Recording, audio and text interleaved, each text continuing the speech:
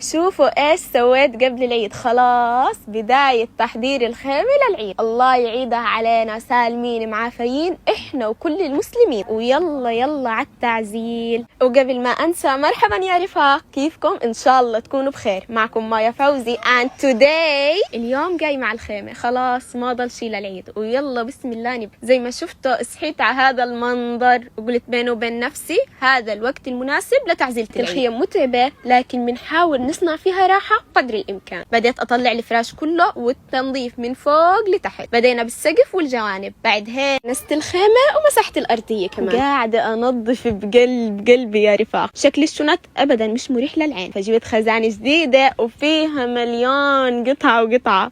تخيلوا يوم كامل بس وأنا أركب فيها، والحمد لله. شوفوا التفاصيل. بلشت أرتب بالملابس وأحطهم داخل الخزانة الجديدة. بعد هيك رتبت باقي الأغراض وعينكم على الجمال. وقولوا لي إيش رأيكم؟ وصلتكم ريحة النظافة ولا لسه؟ هذا فلوق اليوم ولا تنسوا المتابعة.